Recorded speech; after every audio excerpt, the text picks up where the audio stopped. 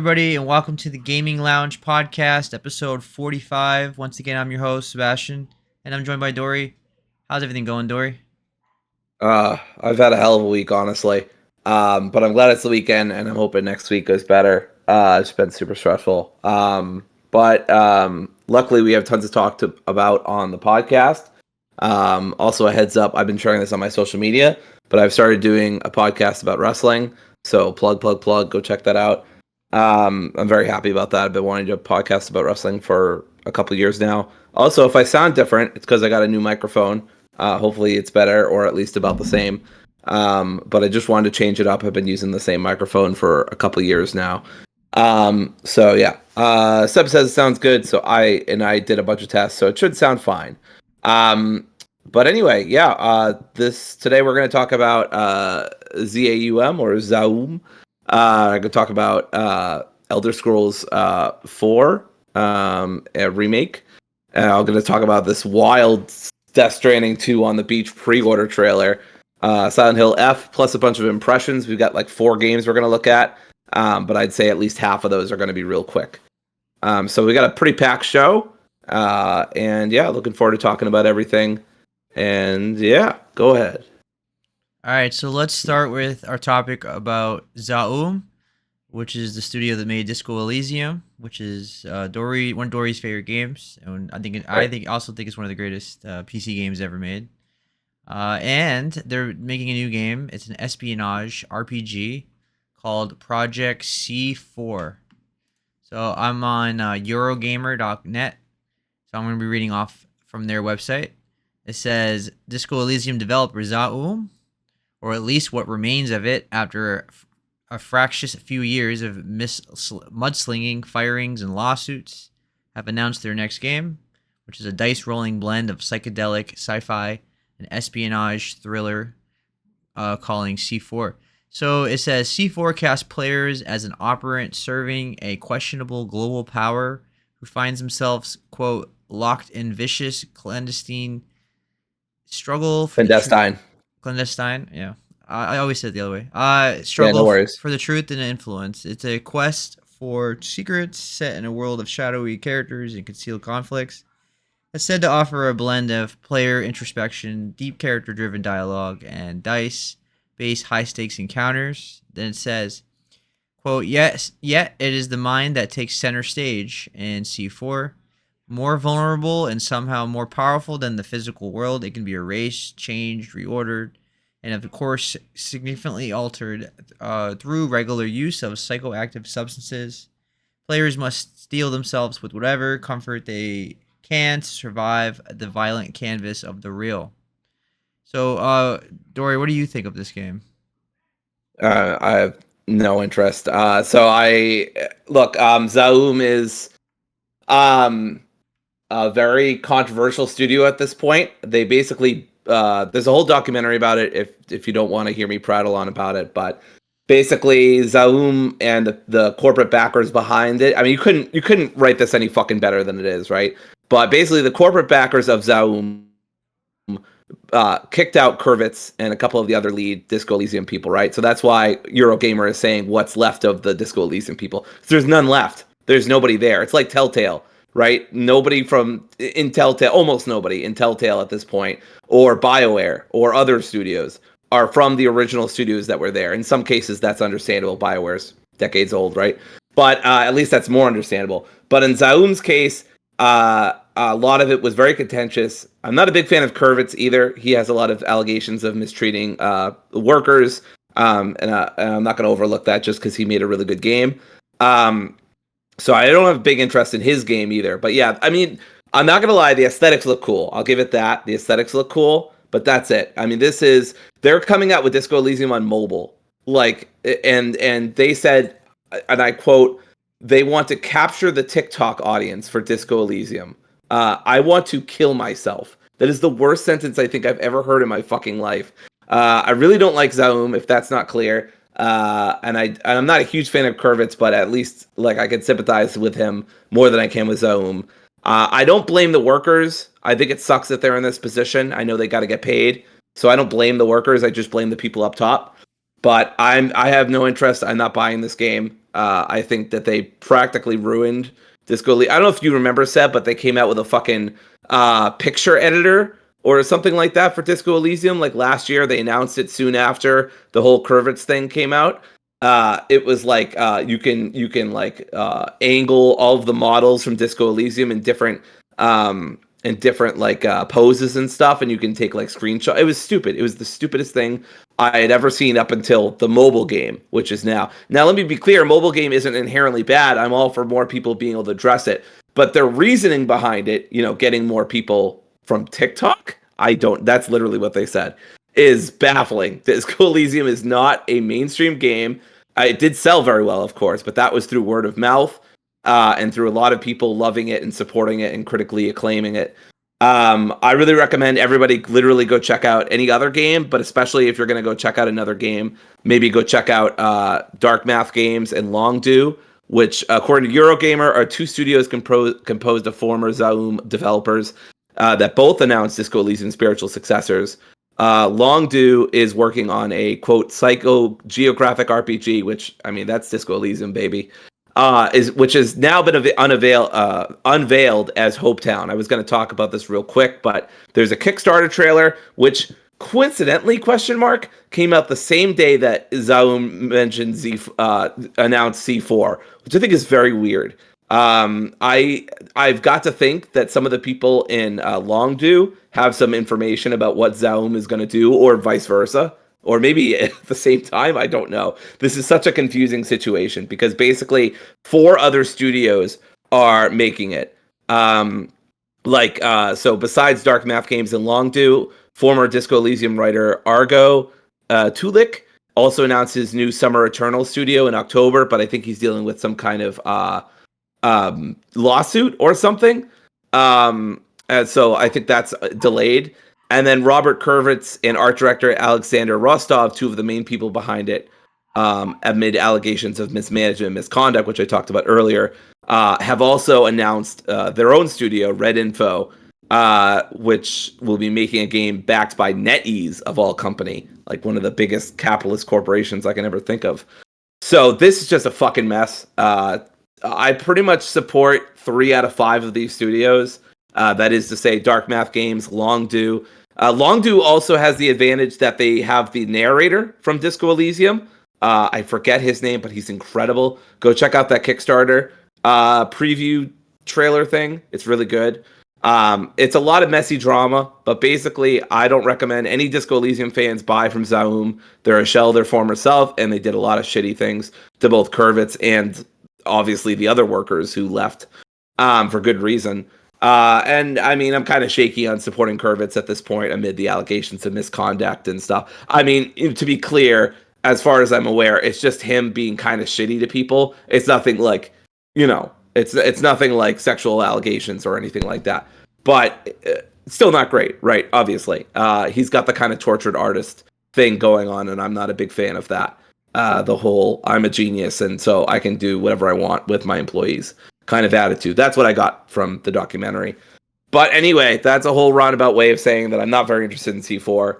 But the good thing is that there are literally like 5 options for you. So you don't have to play C4. You can wait for Longdo, you can wait for Dark Math, you can wait for Red Info if you want to support Kurvitz, or you can also wait for Summer Eternal if that ever happens. So yeah, it's a messy situation. I do think the aesthetics of C4 looks really cool, and if this was any other studio, I'd be very interested. But I cannot support Zaum. I think they've done some pretty terrible things to the workers and Kurvitz, and they're basically working to tarnish Disco Elysium, and that's why I'm so affronted by them in general. I just think the work that they're doing is undermining Disco Elysium's legacy. I know that's kind of weird because it's just like a 5-year-old game, but it's a classic at this point. So anyway, that's my rant about that. Yeah, I do like that it's different from Disco Elysium, but on the other hand, I feel like saying from the studio behind Disco Elysium feels very hollow and disingenuous, even though I know it's just marketing speak. Right. This game doesn't really appeal to me, and I don't want to support them on principle. But even if that didn't bother me, I don't really find this game appealing personally. And yeah, I just so many reasons for me not to invest in this game. Correct. Yeah. Nor do I really want like a bunch of spiritual successors of Disco Elysium from the other studios. Like I like narrative games, but I don't want just like a bunch of clones of Disco Right. Elysium. You know what I mean? So I hope I'm they're hoping different I'm hoping enough. Hopetown and Dark Math Games and stuff can do something more than just make a spiritual successor to Disco Elysium. I think it's really cool that we have so many options. But yeah, I agree with you that it's like I don't want just a whole bunch of clones. So I'm hoping these things can do something different than just what Disco Elysium did. Yeah. Hopetown looked really cool. They've got the narrator from Disco Elysium. I want to be hopeful, about the 3 out of 5 of these games, especially Summer Eternal, which definitely took a lot of the politics of Disco Elysium and is trying to put into a game. But Yeah. then, like I said, he's in a lawsuit or something. I don't know. So it's just a whole fucking thing with all these studios.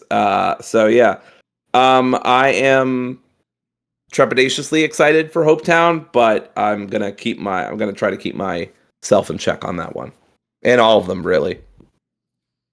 Yeah, so I think we hit on enough for this Yeah. topic. Let's move on to our next topic, which is Chrono Trigger celebrating its 30th anniversary, and apparently there's various projects that are being planned for this world. So I'm reading off Gamatsu. Uh, it says the timeless RPG Chrono Trigger, which launched for Super Famicom, Super Nintendo, in 1995, celebrates its 30th anniversary on March 11th in Japan.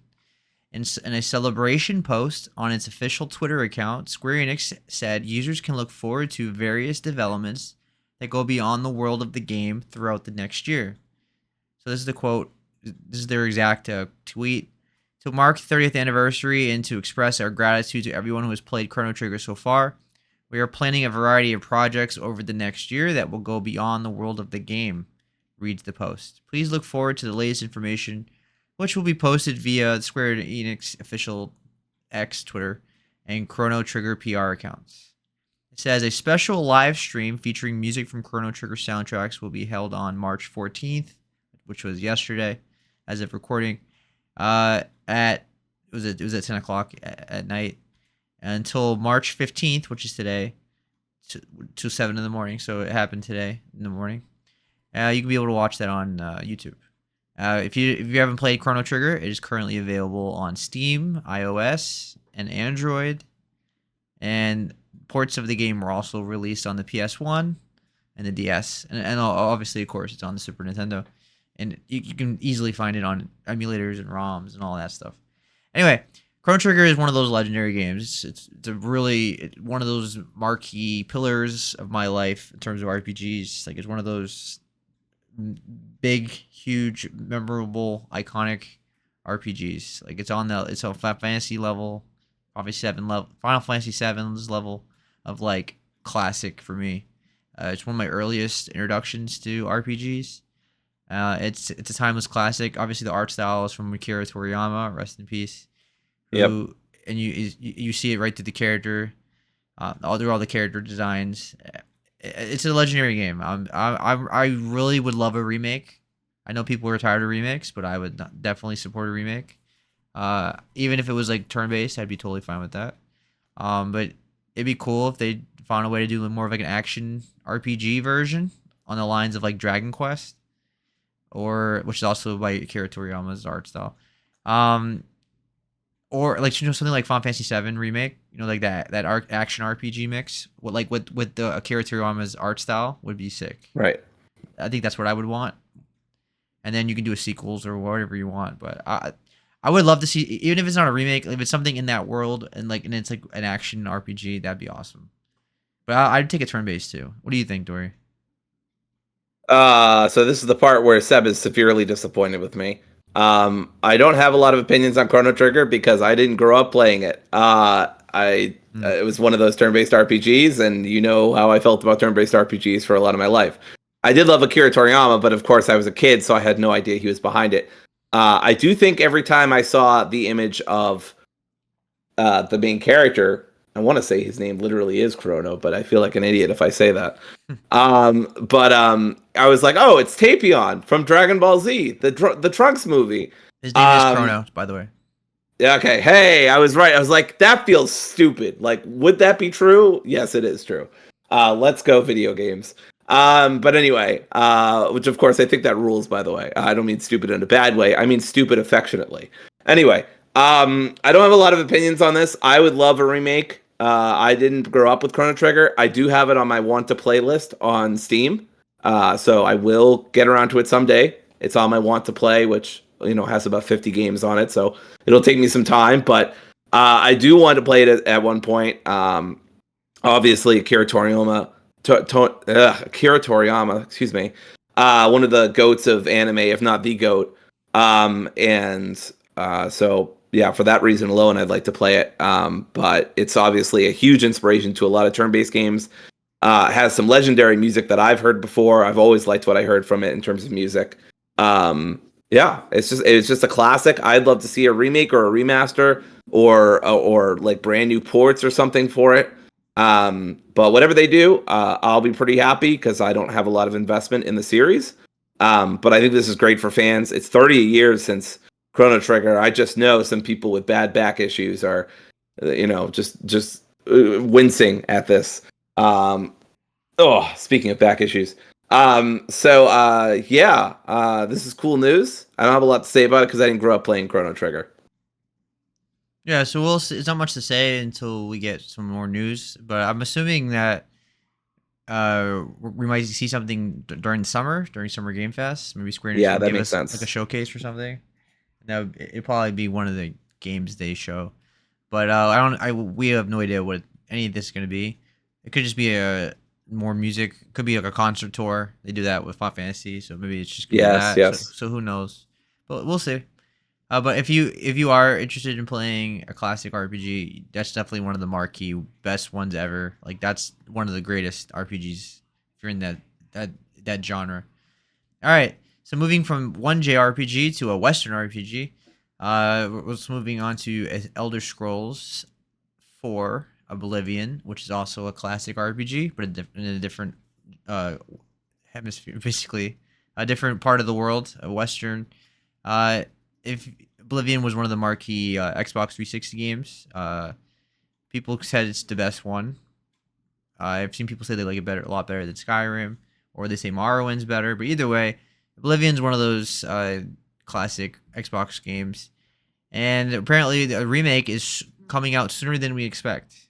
So I'm reading off Video Game Chronicle.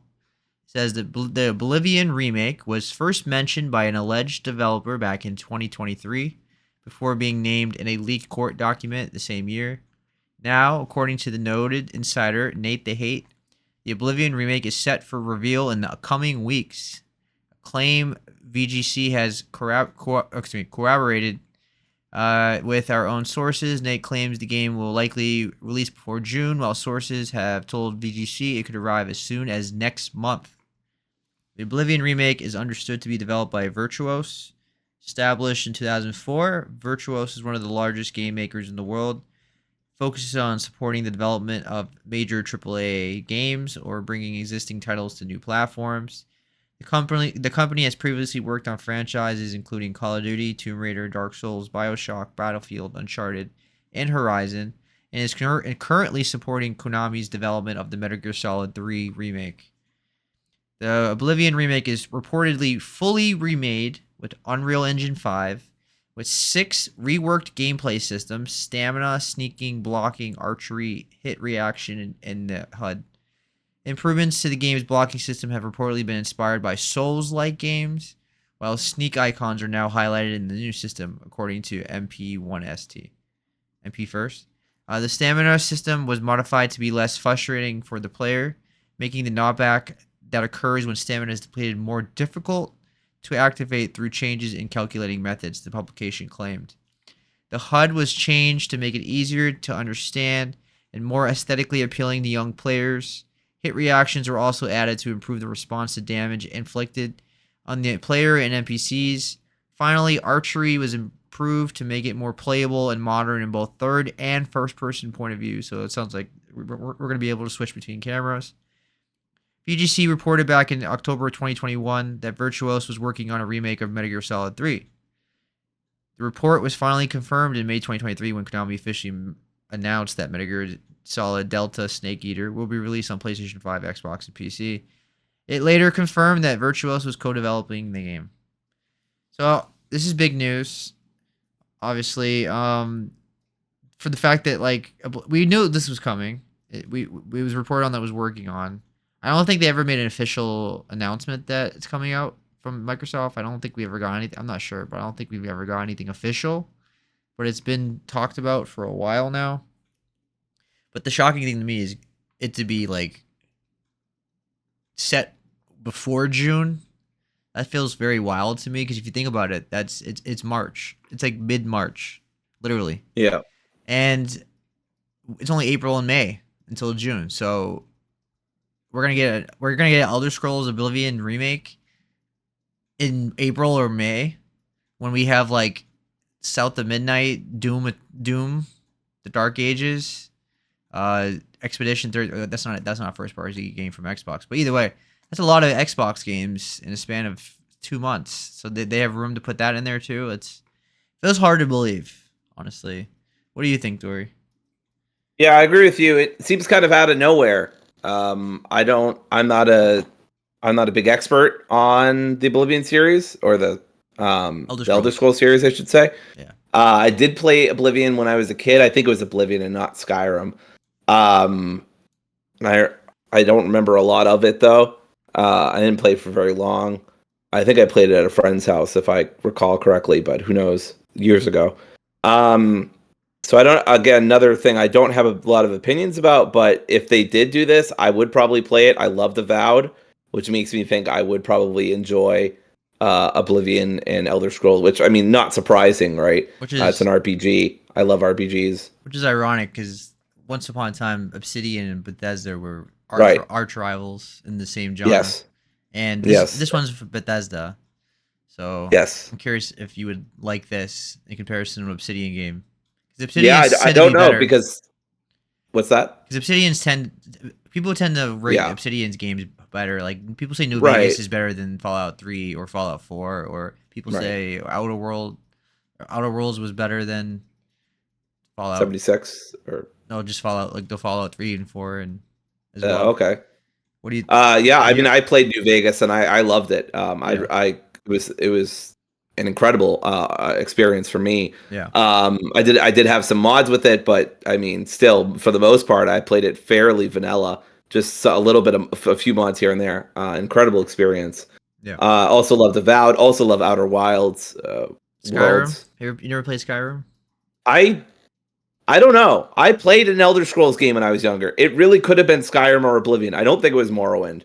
I don't think I was aware of the series at that time. Well, Skyrim. Sorry, I didn't mean to cut you off. Skyrim came out in 2011, so you would have been like 18. 19. I would have been taking my break from video games because that was around the time. So it must have been Oblivion. Because you didn't grow up with Skyrim if you were already like 19, whatever. Right. Yes. Exactly. Yeah. I was like 18 by 2010. I had graduated high school. I was off to college for a year. I was a senior. Yeah. So yeah, I just don't have a lot of experience with Elder Scrolls, but I mean, this is another remake I'd welcome. I'd love to play Oblivion, at least give it a shot, you know?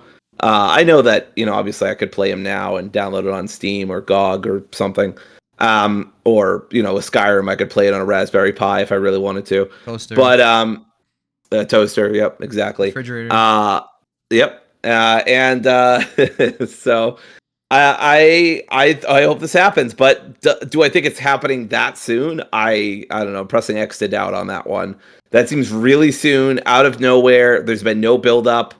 I don't know. That seems kind of sudden, but it is Bethesda. I don't know. It could happen, but we'll see. I guess is all I'm really saying. We don't know. It's all speculation. I think what increases the odds of this happening is that it's not necessarily like a Bethesda first party like main focus from them. It's not something like they're obviously they're working really hard on the next Elder Scrolls, which should come out hopefully in the next couple years, I would think, because it's been forever since we've seen the trailer from it. And this is like from another developer, right? Like people that work on remakes and help out with Right. this support studio. So it's very possible that that this could happen because it's not Bethesda's like main focus. It's like a side project, I suppose. Correct. But even then, like a Elder Scroll, like a Oblivion remake doesn't sound like a side project. It sounds it doesn't sound like it's just a regular port with upgraded graphics. It sounds like it's a full on remake with Unreal Engine 5. So you would think Xbox would be advertising this if this coming out this soon. You would think we would have saw this at a show or something. We just had Yeah. that Xbox show in February. You would think they would have like showed Oblivion coming out if it was coming out in like May, but because they showed all their first half games already. So I don't know. I think it's definitely coming out. I'm leaning that it's definitely coming out this year, but I don't think it's gonna be before June. It feels like a nice maybe July, September, August kind of thing. That area maybe like a maybe not like October, November, but like in that the months before that, in between summer and fall. That feels like a good time for it, right? Because we don't really know anything coming out in the second half of the year, really. So that just sounds right to me. Does that sound right to you as well? Or what Yeah, do I you mean think? that makes a lot more sense to me than a remake of one of the biggest games of all time for RPGs and for Bethesda suddenly coming out Shadow out drop, of nowhere. shadow drop. Yeah, That'd be wild if they pull like a Hi-Fi Rush and it's like, oh, by the way, it's out today, and then it comes out. yeah, they just pull a Hi-Fi Rush. Yeah. All right, let's move on to our next topic, which is Death Stranding 2 on the beach, the pre-order trailer. Now, this was a 10-minute trailer with pretty much every cutscene in the game. It feels like they went full cinematic with this trailer. I mean, I'd never seen a 10-minute trailer from a video game that's just nonstop cinematics and actors and cinematography and animation. This is one of the greatest, probably one of the greatest trailers I've ever seen for a video game. To be honest with you, like it's so well done. What did you think of that? For anything else, what did you think of this I trailer? Yeah, I was really impressed. I think I'm at the point in my adult life where I appreciate Kojima's trailers more than I appreciate his games. I'm not playing Death Stranding 2, the USPS 2 or FedEx 2. I don't care for the kind of gameplay he's got going on, and that's not to say there's nothing good about it, but it's just the kind of gameplay we have going on here, thoroughly not for me. I've seen plenty of trailers about Death Stranding 1, unless this is a huge change. I did see some gunplay that looked pretty cool, but gunplay was in the first one. Yeah, it was pretty sparse. They seem to be maybe upping that amount. I got the feeling from this trailer, 10-minute trailer, that they are upping the amount. One of my favorite comments under of course, the Game Awards YouTube channel, owned by Jeff Keighley, noted best friend of Kojima, was like, I love that you can have a 10-minute trailer for a Kojima game and still not know what the fuck is going on. And I unironically do love that about Kojima. He's just batshit, and I appreciate Yeah, that. I wish more AAA games had people like Kojima, just so the space would be a little more interesting. That said, I'm still not buying it, and I have minimal interest in it. But I do love everything around it, I guess. Like, I love On the Beach as a name. It's just incredible. I love the trailer. I love the ridiculous names. I love the over serious acting and overly serious writing. I don't know. There's a lot of shit. There's a fucking talking doll, marionette kind of thing going on. Troy Baker is, of course, in this video game because why wouldn't he be? Um, I no, don't. Oh, and the biggest news of all, definitely not Solid Snake is back. And please don't sue us, Konami, because it's not Solid Snake. He just happens to have dark hair and a wristband, and he looks directly at the camera, there's a and he may bandana. as well fucking what's that? He has a bandana.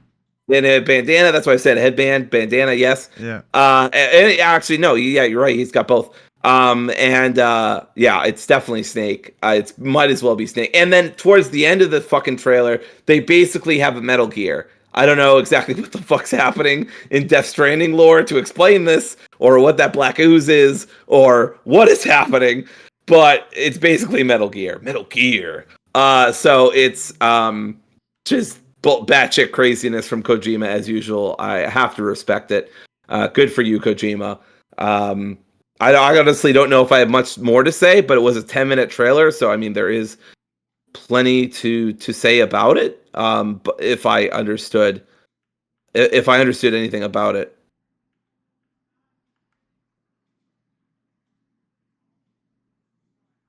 But yeah, Yeah. I don't know, Seb. Did you have any particular feelings on the trailer itself? I mean, it was like 10 minutes long, so I don't really know how much we could say. Well, as someone that beat Death Stranding twice, when the trailer for the first game was revealed, people were like had no idea what was going on. They were like, "This is gonna be really confusing." Da, da, da. When you actually play the game itself, though, the storyline is actually very straightforward and understanding. Like it does the story really well. Like the narrative makes a lot of sense. Like when you're actually playing it, it's actually quite linear. The storyline.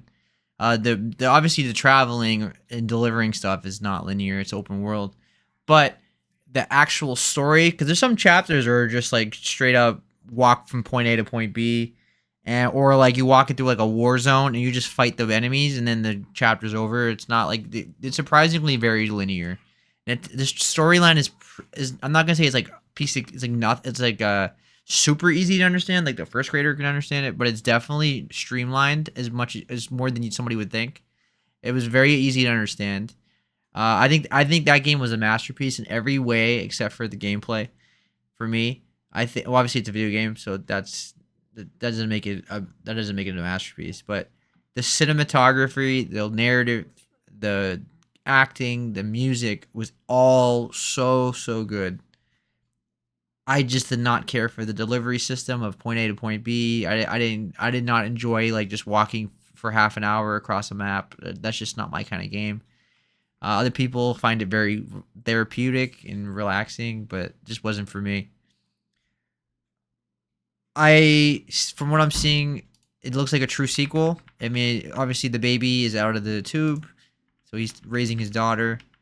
Norman Reedus looks like he's delivering again. Looks like the ghosts and the spirits are back in full force. I don't know I don't know the specifics of what's going on. Like I don't know like what's new. That's who they're fighting, that kind of stuff. I just have a vague understanding of what's going on. But my point is, it would make more sense when we actually get to the game itself. I think it would be more understanding than the trailer implies. You'll probably, if you do play it, you'll probably really like the story, and it will make sense. Yeah. So. It takes place 11 months after the first game, so we explicitly know that. So it's been about a year. Yeah. You It can tell. looks like, yeah, it looks like the UCA has kind of started reforming as a society, but Yeah. various factions, including definitely not Solid Snakes, Yeah. um, have created like new factions to go by. There's a bunch of celebrity cameos. Like the I first game. guess, yeah, yeah, exactly. Like most of Kojima's games, basically Yeah. after Solid Metal Gear 5. Death Stranding was just Norman Reedus' job was just to travel the U.S. and connect everybody, basically. So like the world ended, like apocalyptic event, and his job was to deliver so everybody can get their like get signals and communicate with each other, and he bridge basically everybody together. So this is the continuation of like how people work together. Yeah, I think what I got from this is that the first game is about the dangers of isolation, and this one's the dangers of connection. Not that connection is bad inherently, but that there's an inherent danger in connecting with other people, and it's going to like explore like that theme and like like oh, it's great that people are connected, but now that they're connected, there's going to be all sorts of new problems. It's not some great utopia. Right now, new fanatical factions have joined together and are causing an issue, and you've got to go and put them to you know put them to rights. Yeah. Yeah, I don't know what to fucking say about this.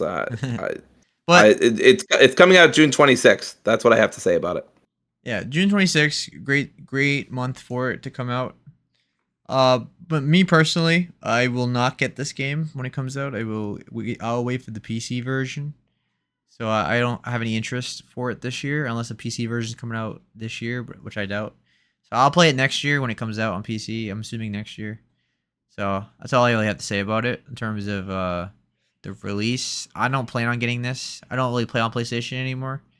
So I'm just gonna wait for the PC version. But this game does look gorgeous. And Yes, it looks really. That's what I also was going to say. It looks gorgeous, and the graphics are very good. and the music was incredible. The song was Yes, really awesome. Which this I first really game, like. I really liked the song. I was like, "Holy shit, this is a good song." the first game had a phenomenal soundtrack as well. Yes. And the first game was nominated for Game of the Year, so maybe this one will be in the top 6 as well. We're starting to piece together what could possibly be in the top 6. Anyway, so moving on to Silent Hill F. This is Konami's Japan set Silent Hill F. So there was a showcase this week about Silent Hill. I'm reading off Eurogamer once again. It says, it's been a good long while since Silent Hill F was unveiled as part of Konami's 4-game series revival back in 2022. But now that Bloober Team's superb Silent Hill 2 remake is behind us, publisher is turning its attention to its curious Japan set follow-up. Thanks to its latest Silent Hill transmission stream, we've got an airy new trailer and a few more hints at what's in store. It says, back during its initial 2022 announcement, Konami revealed Silent Hill F is being developed by Neobards Entertainment, which was previously served as support studio for Capcom's Resident Evil games, with creature and character design by Kara and a script by When They Cry writer Ryukishi07. And courtesy of its latest update, we now know a little more. Silent Hill F, for instance, is set in the 1960s. Its event unfolding in the rural town of Ibusugawaki. I don't know. I apologize for the pronunciation. Based on Kaneyama, Garo, and the Gifu Prefecture. It's in Japan. How about that? Here we meet our protagonist Shimizu Hinako, she's an ordinary teenager who suddenly finds her home shrouded in fog and changed in horrific ways. As Silent Hill F plays out, she'll explore a town she no longer recognizes, solving puzzles, fighting strange enemies, and eventually having to make a beautiful yet terrifying decision that lies in the heart of the game. So, typical Silent Hill. The idea of beauty and terror is a theme Konami repeatedly returned throughout its latest transmission episode. They said it like 500 times. Like, literally, I'm not even joking. They said beauty and terror like many, many times. Retains the elements of psychological horror longtime fans will associate with the series. Its setting allows it to deal with some more classically Japanese ideas, such as the notion that, quote, when something becomes too beautiful and perfect, it instead becomes deeply unsettling. It also spent a time addressing Silent Hill F's notable shift away from the titular town that's been the focus of the series since its debut in 1999. Sharing his own perspective, Ryukishi07 explains that while Silent Hill can be considered a physical place with a dark history, it's equally a series about portraying characters' struggles with the evil within themselves. Sin, disconnect, and conflict in a visually striking way. The concept Silent Hill F retains, adding a gateway into the psychological battles of the human mind. Also, we got a confirmation that Akira Yamaoka is the composer again, which is legendary. And he said, we can skip that part. And then it says, elsewhere, Konami teased creatures that really infiltrate players' psyches alongside Easter eggs for longtime fans to uncover, despite Silent Hill F's new setting. And that's pretty much all we're getting for now. And it's coming to PS5, Xbox, and PC. And like they said, it's one of the 4 Silent Hill games that were revealed in 2022. We had that Silent Hill, the short message. That was that free game. That was garbage. Then we got Silent Hill 2 Remake, which was great. And this is their 4th project, which is Silent Hill Townfall, which is being developed by Stories Untold, an Observation developer, No Code. And Annapurna Interactive is set to serve as the latter game's publisher, despite a mass exodus of its staff at the end of the year. All right, so that's Silent Hill F. Dory, what did you think about it? And I'll give you my Uh, thoughts after. yeah, I thought it looked really cool. I love the Japanese mix with all the flowers and stuff. Kind of gave me some. I know this is kind of lazy, but some of the Last of Us vibes. You can put on captions, by the way, if you don't understand Japanese, like I don't. I think the only part I understand is when she said "nani." But it looks really cool. Um, there's definitely a lot of classic survival horror elements. I mean, you're just a schoolgirl; you're not really going to be able to fight, but you do have a crowbar at one, or not crowbar, like a steel pipe or some shit. So it looks like you'll be able to do some fighting. The graphics look really good. It is coming to basically everything except the Switch. Um, I really like this. It looks really cool. I think I wishlisted it already. I might not have. But I'm definitely interested. I want to see how it does on uh in terms of reviews and stuff like that. So it's not like day one for me necessarily, but since I loved Silent Hill 2 so much, I'm hoping this looks good too. I just hope it's good. I hope Silent Hill can keep the momentum going. The free Silent Hill game that came out a while ago wasn't all that, from what I heard. But hopefully, 2 and this one can kind of bring back that feeling. Um, yeah, Seb, you know more about Silent Hill, so what did you think about this? I think it looks really good. Although I gotta hold judgment until I see some gameplay because we got zero gameplay. But Yeah, it is first of all, every Silent Hill game takes place in America, especially Maine. Where Silent Hill is like I believe it's in Maine, in the universe, and it is unique and cool for it to be in Japan this time. So that changes the whole thing, right? But it is not the first game to be out of Silent Hill. I mean, Silent Hill 4 takes place in an apartment building, and like isn't it did not take place in the town at all. So it's not like Silent Hill like the evil spirits and demons and monsters and hell and stuff like that cannot be like, or it only takes place in one little town. You know what I mean? So it makes it being in a different setting is totally fine with me. I think it looks great. I think Japanese does horror better than anyone else. I think Japan is the best at horror. They know how to scare the hell out of you. I grew up with all the classic Japanese horror movies, especially like The Ring and Ju-on, which is The Grudge. And those scared the hell out of me. And this is giving me a major Fatal Frame vibes. Like if you told me this was Fatal Frame, I would totally believed you.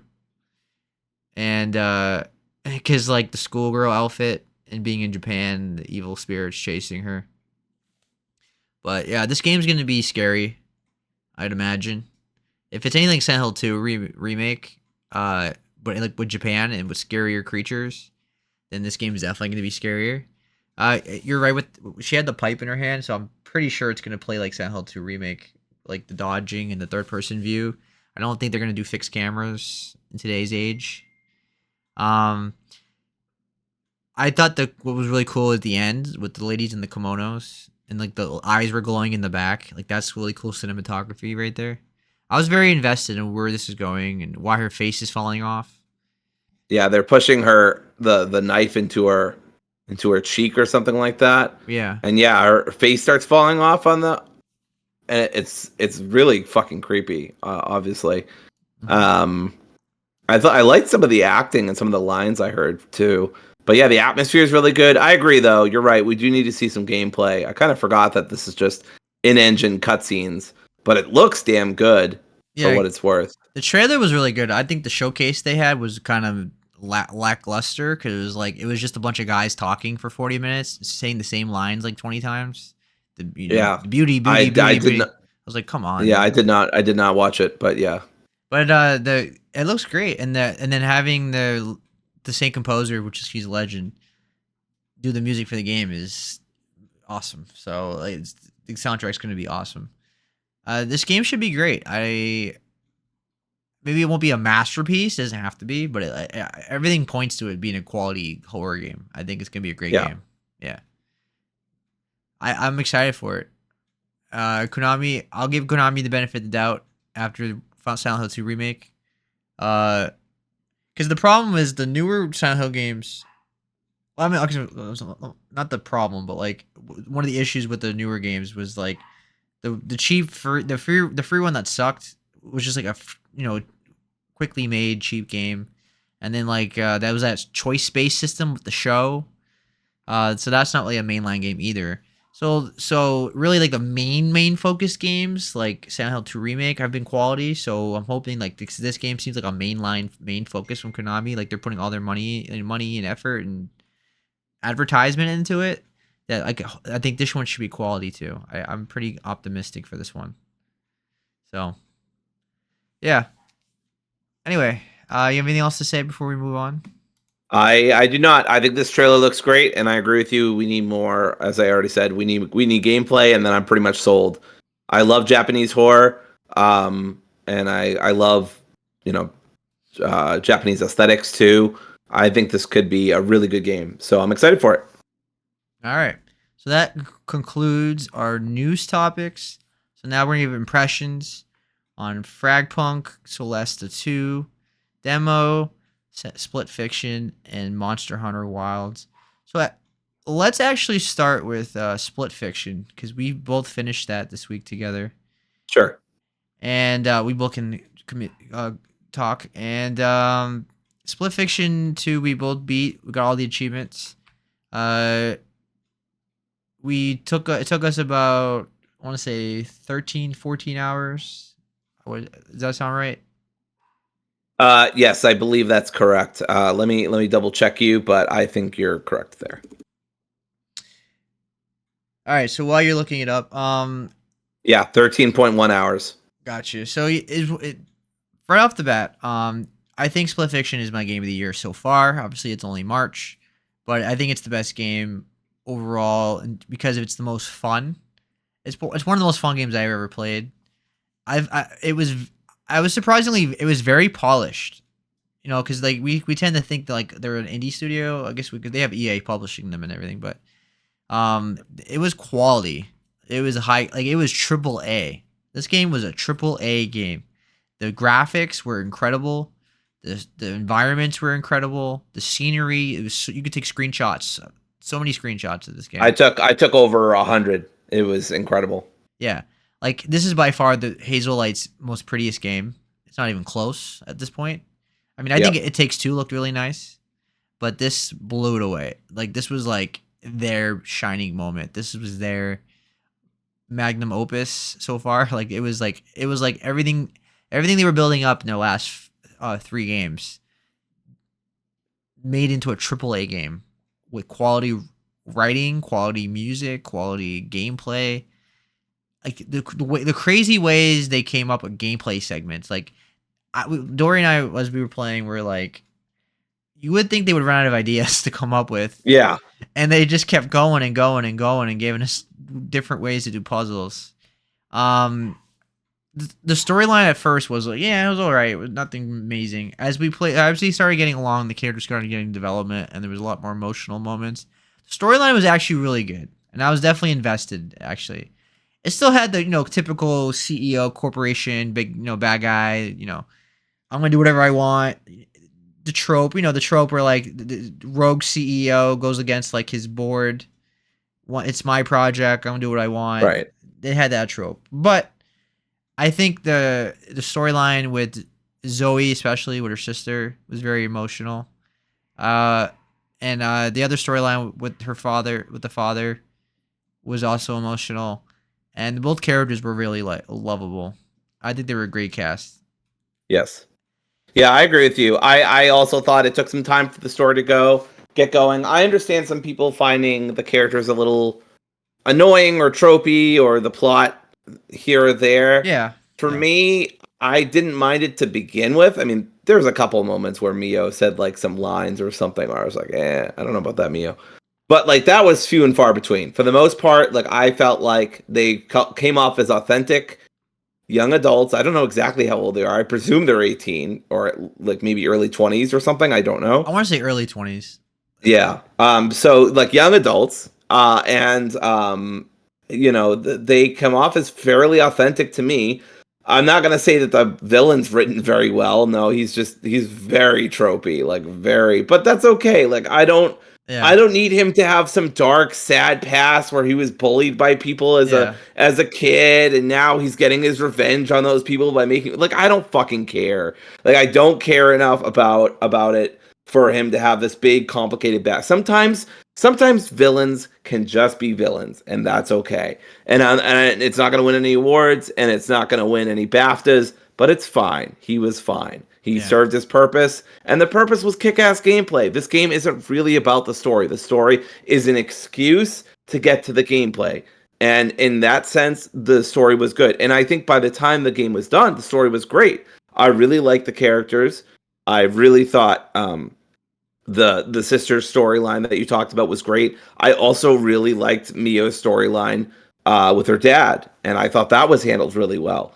I just think the way that they touched on these themes very lightly, and they gave you these tiny little hints, and then eventually when, kind of a relatively, bombshell story part dropped, you're like, oh, that makes sense because she said this or that back then. I just thought it was done really well. I think the last three stages, 6, 7, and 8, are really where the story picks up. That does mean it takes a little bit, but I don't think it's bad before that. I just think it's like the whole game's a slow process of them getting to know each other. So it makes sense that the story is kind of slow as well. But I think the gameplay is so good, it never really matters. Like the gameplay is incredible. I still don't think there's anything been as fun as the 30 seconds you're on a fidget spinner in It Takes Two. But I do think, I don't know why, that'll always be in my brain forever.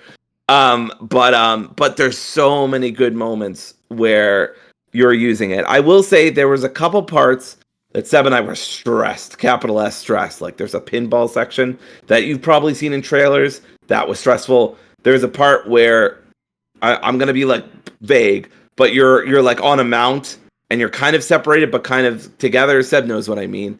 And it's kind of clunky. It doesn't work super well. And I'll straight up say it. Fuck that centipede section. I hated that. I was trying to be nice, and he just tweeted it out. I was working on that story for a year, and he just tweeted it out. And the big reason, no, it wasn't because like it was mostly fine. It was just that one section with the spinny wheels. The checkpoint system, for whatever reason, was really bad in that section, and like you screwed up. You had to be Dorian had to be on the exact same page at all times. Yes. If you screw up, you go all the way to the beginning. It was so dumb.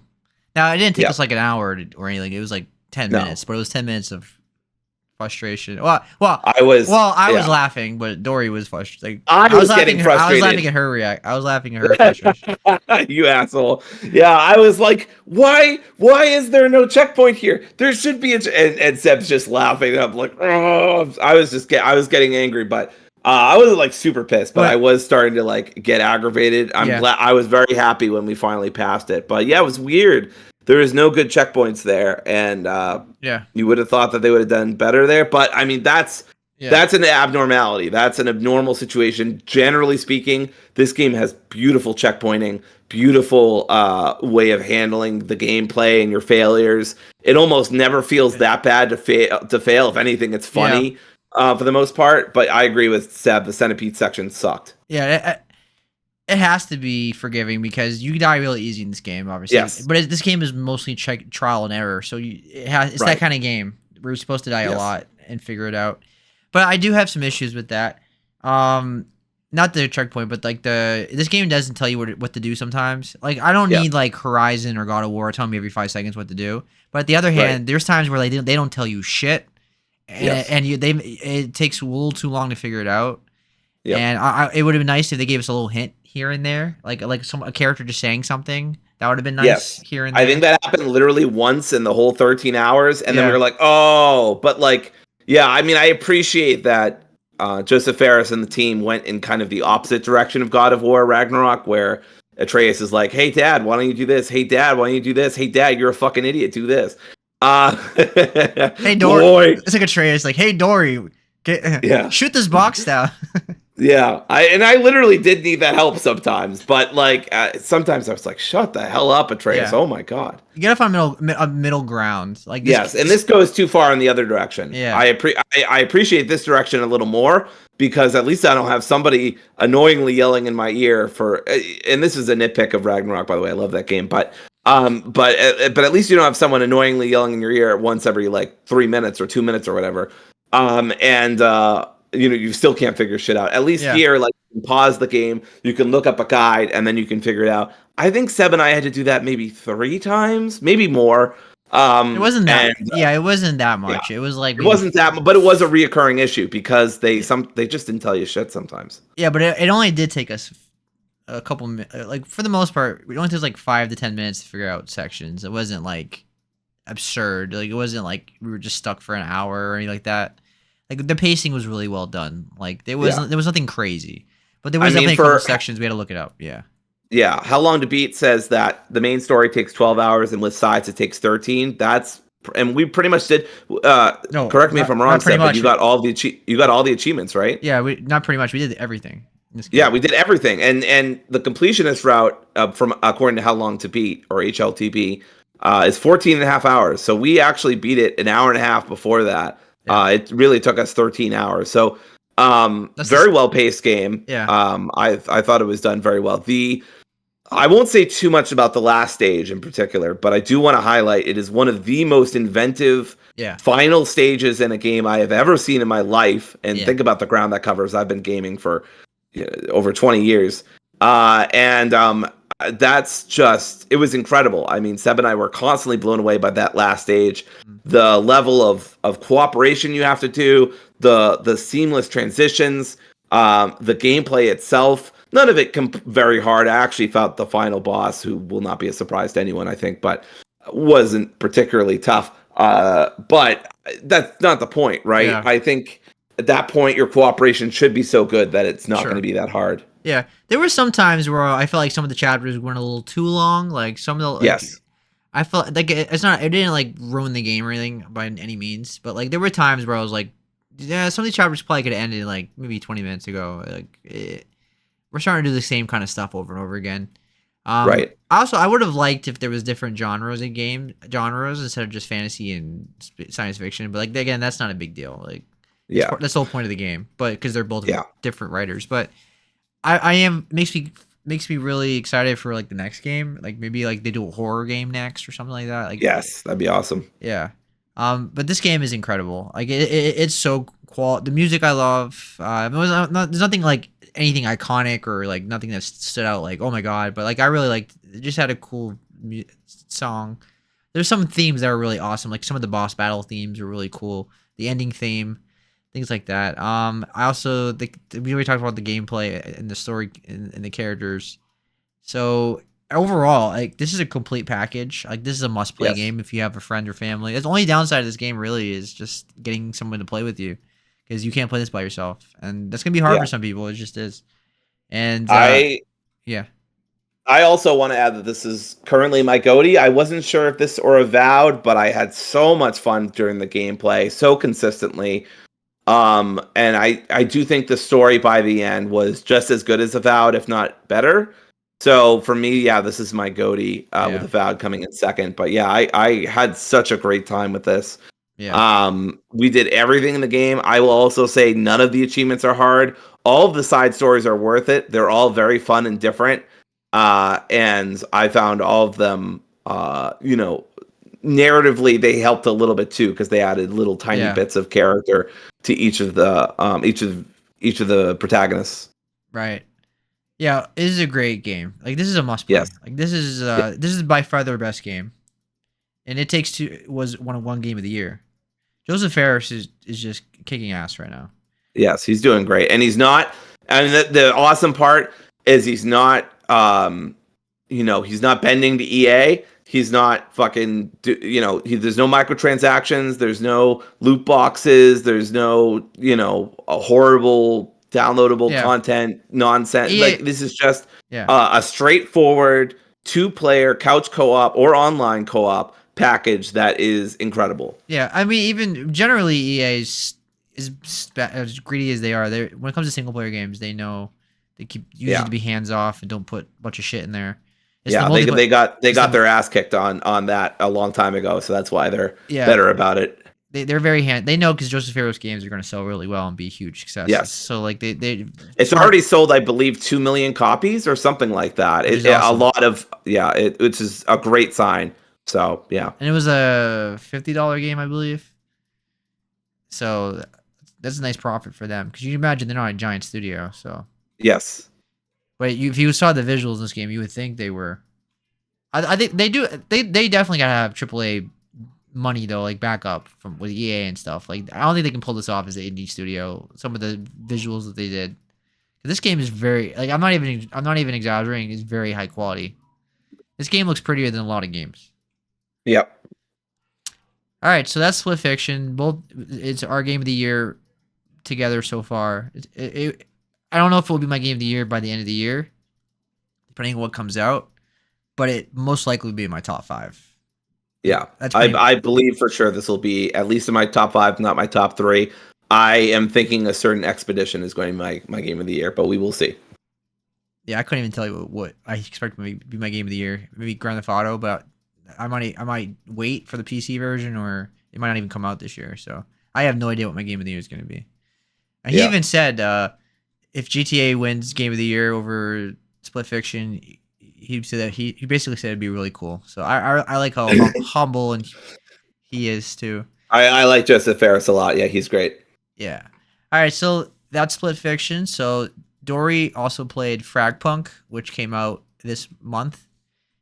It is currently free to play on pretty much. I Yep. think it's on like on Xbox, PlayStation as well. Where did you play Yes. it on PC? I played on PC. It was on delay, or the console. There was a console delay or something. I Oh, don't know. okay. People were upset about that, but it's on PC. I think it just came out on PS5 and Xbox. They did some kind of console delay and didn't tell anybody? Question mark. I'm not sure about all the details, but Yeah. I played it on PC. At the time, I didn't have a mouse. I now have a mouse, so I could go back and play it and probably be a little bit better at it than I was. But I don't have a huge hankering to. I'll talk briefly why. So first off, FragPunk, love the aesthetic. Think it's really pretty. It's very nice to look at. I know games are like about playing, obviously, but I mean, it's nice to have that sort of foundational aesthetic. It's very chaotic, very colorful, very bright. Lots of different colors going on. The characters all look really cool. But the biggest problem is, and this is a huge problem for a shooter, I felt like the shooting was really wonky. Now I'm not good at these kind of games. I'm not going to even pretend I'm good at these kind of games. Maybe it's just a skill issue. I don't know.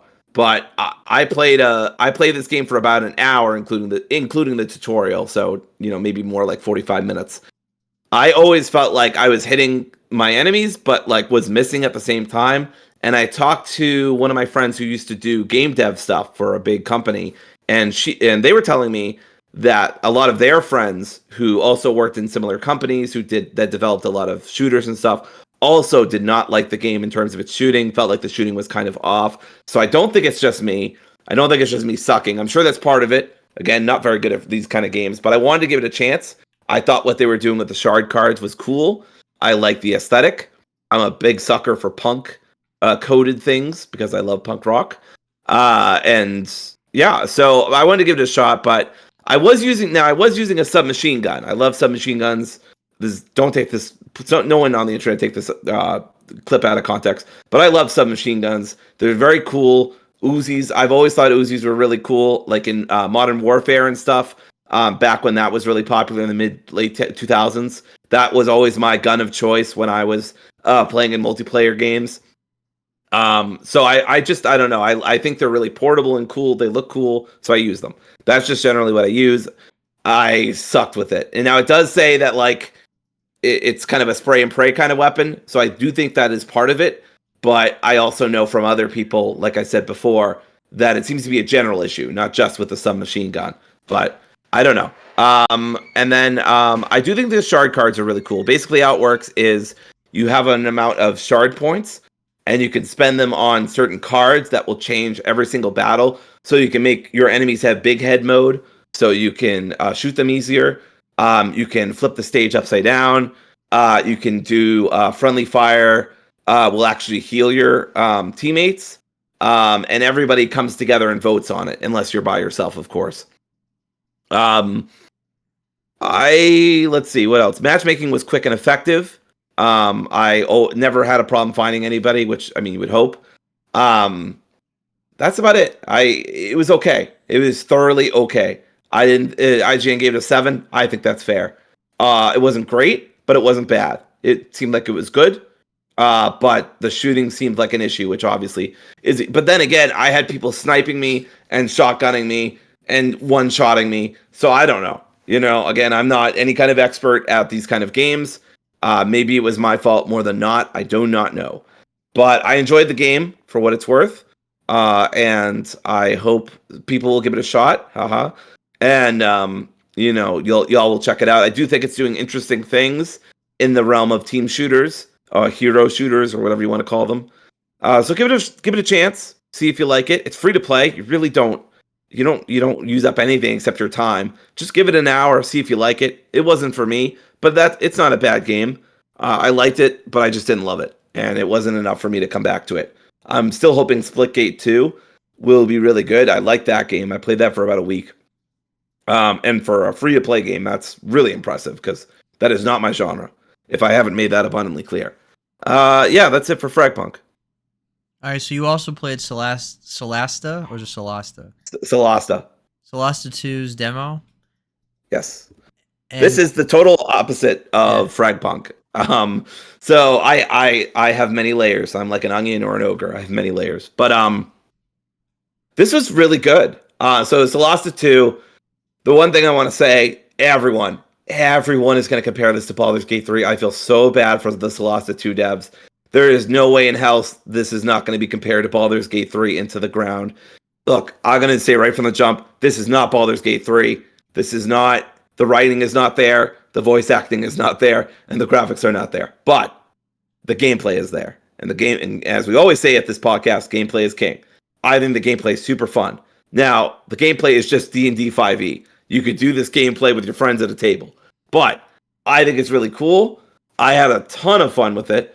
I still thought it was a great package overall. Now, I'm not saying the graphics or voice acting or writing are bad, but if you compare it to something like Baldur's Gate 3, there's no comparing, really. You can't compare anything. Yeah, but it's not fair to any game, really, because Baldur's Gate 3 is such a high bar. It's like, I know, like but people are going to do that. No, people are going to do it. It's impossible. But in my case, comparing it to Baldur's Gate 3 actually benefits the game for me because it makes me want to actually play it. If it's similar to Baldur's Gate 3, it doesn't have to be as good as Baldur's Gate 3 because that's top 10 game of all time for me.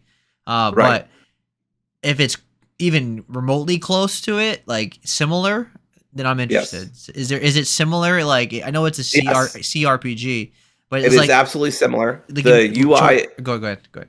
Sorry, the UI is pretty simple. It took me a little bit, like maybe 1 or 2 battles, but after that I was locked in. Now it is worth noting, I have played 5e for 6 years, so I know what I'm doing. But I think even if you don't know what you're doing, the tutorials are very friendly. The UI is very friendly. You can edit it and arrange it if you want to. I do think it's very similar to Baldur's Gate. Now, Baldur's Gate kind of they had a partnership. Larian had a partnership with Hasbro / Wizards of the Coast from D&D. So obviously they were using the D&D 5e system, but they added their own modifications and homebrew stuff. This Solasta 2 is straight up D&D. This is D&D. Like this is very crunchy CRPG. Like you've got a certain amount of arrows and you actually have to buy them at the store. You can run out, which I think is lame, but whatever. There are food rations that you consume every day. So it's a bit crunchier in some minor aspects. Encumbrance is also a factor, but that was a factor in PG3 as well.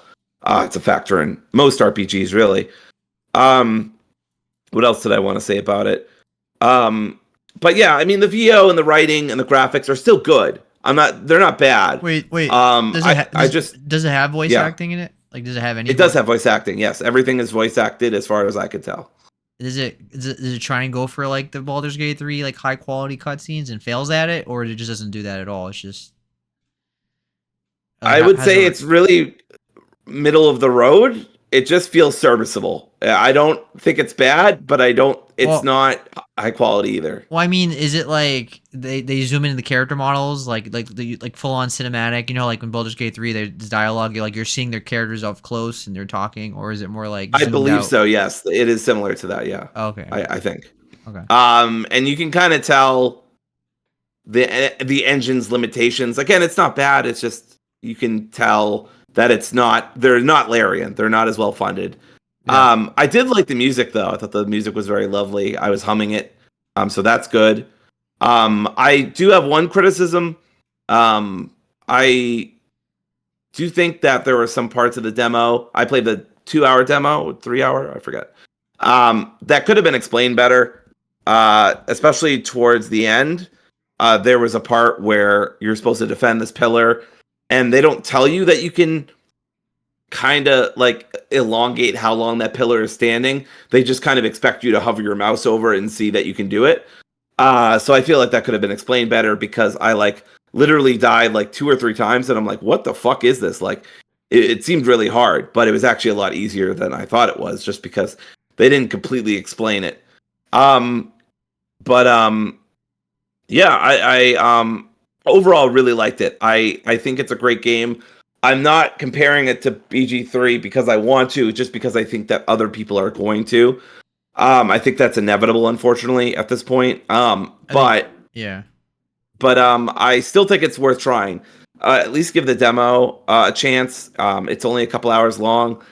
Your characters start at level 3. It's a pre-made party. So you really get to see kind of the depth of the combat system, which again is the highlight. Yeah. That's really what you're there for. I felt like the side quests were fine. They were good. I felt invested in them, but exploration felt fun. It was good. I had a good time.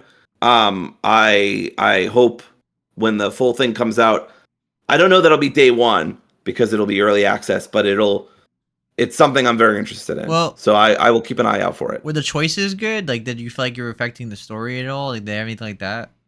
So yes, I did. I did have a moment where I was like, what the fuck? Where you can kind of sneak around people, you can fight them, or you can talk to them, right? Those are the basically 3 choices you have in these kind of games, but Yeah. in this game as well. There's a moment about an hour into the demo where you can fight these kobolds, or you convince them that you're on their side.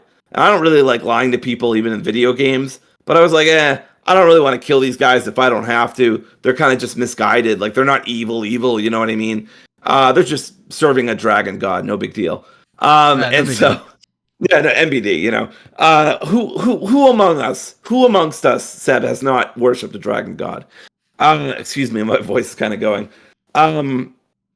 But yeah, I convinced them I was part of them, and then later on, they actually show up in a fight, and I was like, oh no, like I have to fight them. My choices were pointless. But then I hovered over them, and it says ally, and I was like, oh, this is so cool. Like, because they think we're on the same side, we're fighting side by side now, instead of like, you know, me having to fight them earlier, or maybe them joining up into the fight later. So yeah, I do feel like your choices meant something. You know, there's a side quest where you can rescue some fisherwomen, whatever. Some people who fish. You can go save them. And I felt like that was rewarding. I don't know what the consequences are, but I felt like you always got decent rewards for it, either gold or valuables. Classic D&D, right? So, good stuff. Did you ever play the first game? I did not. I was not into CRPGs at the time. But I've heard decent things about it. But yeah, I never played it myself. I'm actually kind of vamping right now so I can see what its score was. It was called Solasta, Crown of the Magister. It got very positive reviews, based on over 17,000 people. So yeah, 78% are positive, so that's pretty good. But this is probably going to be better. Yeah, I'm definitely interested in it. The first game, by the way, is $9 on the Steam sale, spring sale. If you want to check it out, I was thinking about picking it up. Do we have a release date or release window or? That is a great question. I don't remember when it's coming out. I know it's coming out in early access, but I don't know. It says to be announced on Steam. To be announced. Yeah, I just saw that too. Okay, It's well, coming sometime this year, but we don't know exactly when. so maybe I should try out the first game and see if I like it, and I'll probably Yeah. like it. I like CRPGs generally. I be the problem is problem for this genre now is that Baldur's Gate 3 is such the high bar that like everything is going to be compared to it from now on. Like every single fantasy CRPG is going to be compared to Baldur's Gate 3. It's just how it is now. Unfortunately, because it was that good of a game. Like it's the dub that it's probably the greatest CRPG ever made, probably. Which is crazy to say about a new game, I guess, but yeah.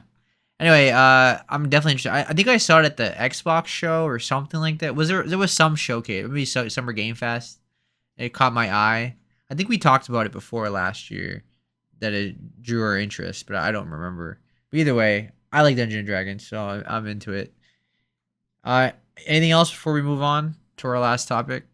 No, I just want to say I really enjoyed it. I hope people will give it a shot. The demo is obviously free, so go check it out. At least give it a chance. Okay. I do think it's somewhat like Baldur's Gate. If you enjoyed Baldur's Gate, you're probably going to enjoy this. All right.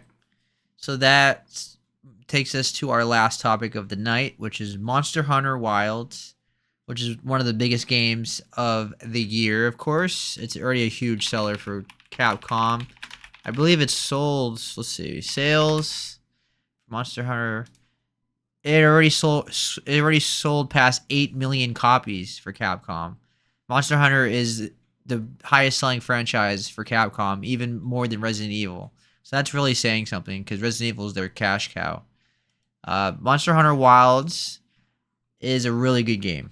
As I've said in the past, Monster Hunter has never been my series. I've always tried it. It's never clicked with me, really. This one has definitely clicked with me. And I think it's because it's the most streamlined, casual, friendly in terms of like new entry. Everything's just right to the point, fast paced.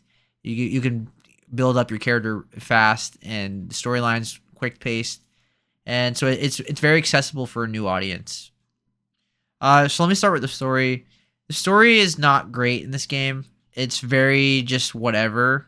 I don't think anyone really cares about the story in Monster Hunter. I think the audience doesn't really care about story. I think the audience just wants to do the end game content and to go fight monsters, play with their friends.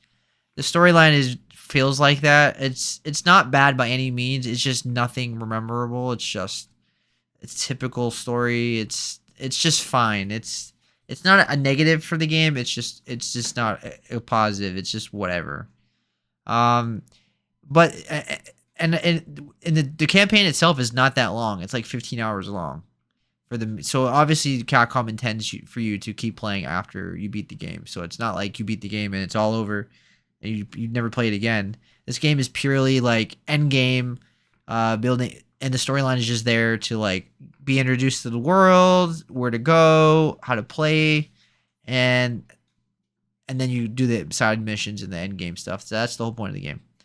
First of all, as we said in this podcast already, gameplay is king, and the gameplay is king in this game. Like this why this game is one of the best games of the year is because the gameplay is super, super fun.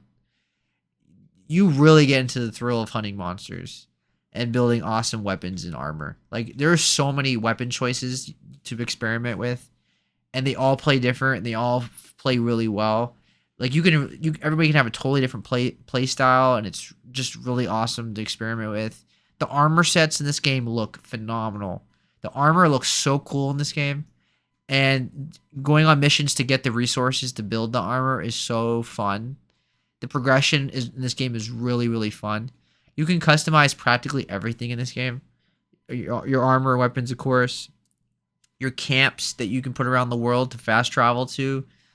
Where you can like customize what's at the camp, like food you cook, what the tent looks like, who's there. The character creator is really well done. There's so many customizations for your character. You can do all types of characters. People were making like making characters from other games in the game or whatever.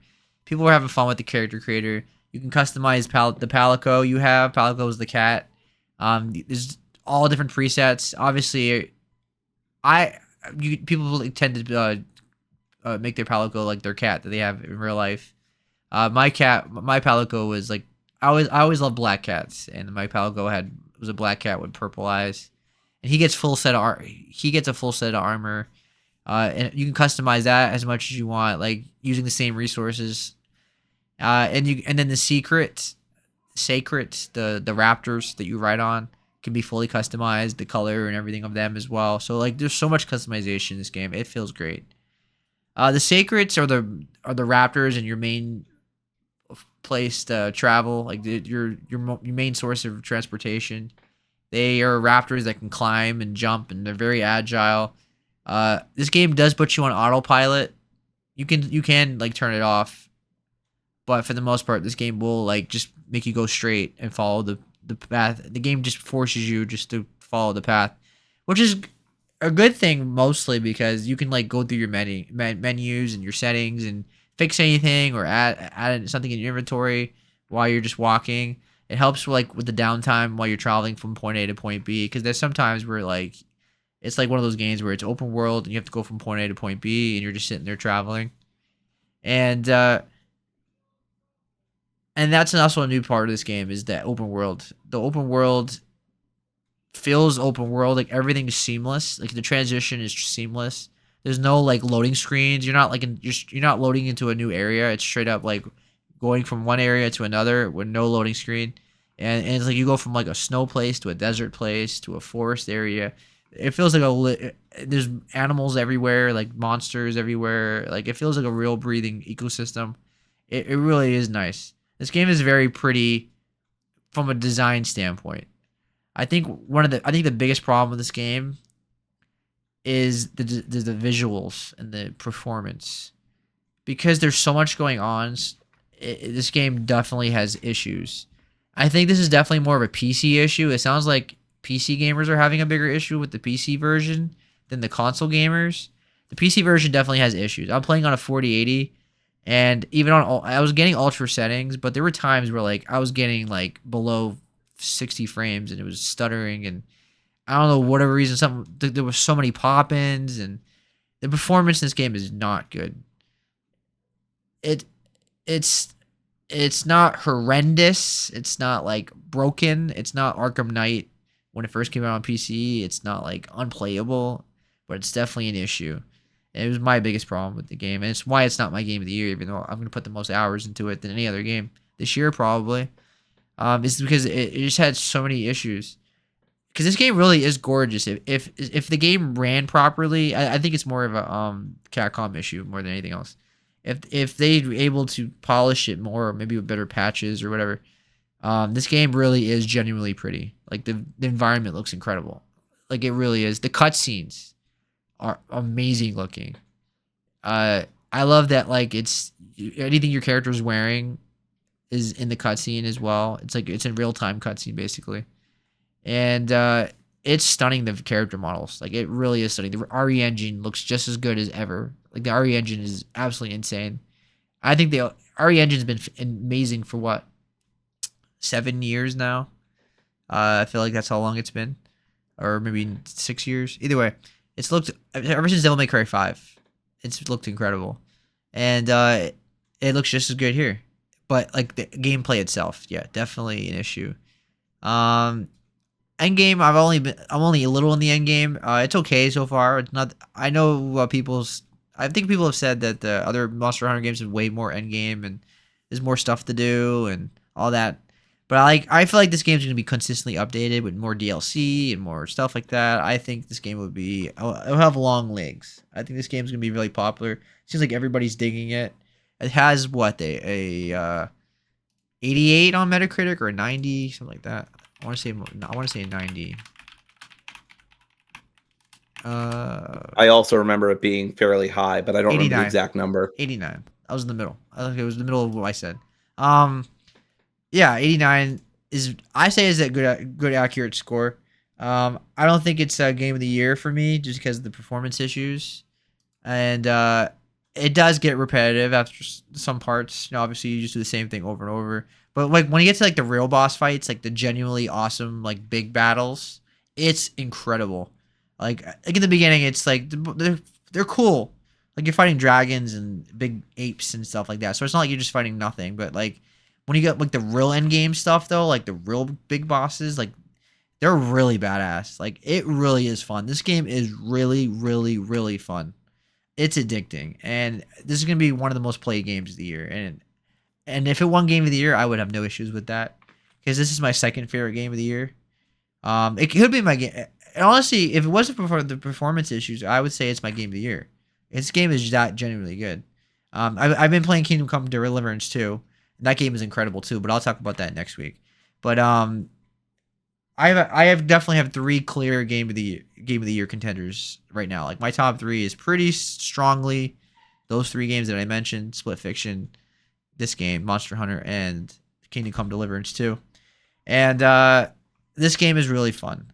Like if anything else, the gameplay is so much fun fighting the monsters. The progression is so much fun that like you'll have an absolute blast with this game. Even if you don't like Monster Hunter, it's more casual. Everything's more streamlined. It's easier for a new player to get into.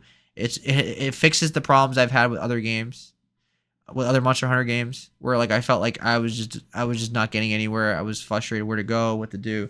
This game is like quick, and I really like that. But this is that's not appealing to maybe the hardcore Monster Hunter fans. But for me, there's a reason why I'm more into this game than I've ever been with any Monster Hunter game. This is the most hours I've ever put into a Monster Hunter game before. And yeah, I think this game is incredible. It's not perfect. It's not like I don't think it's one of the greatest games ever made. It probably won't be my game of the year at the end of the year. It'll probably be my top 5 or something like that. But it is, I think 89. I would say it's a great 9 out of 10. It's not like a 9.5 masterpiece, but it's not. I don't think it's an 8. I think it's like a really great 9 out of 10. I think isn't that what IGN gave it? I want to, or they give it an 8.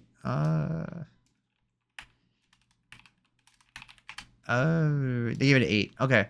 Yeah, I was about to say I didn't watch that review, so I wasn't sure. Yeah, but I think it's a 9.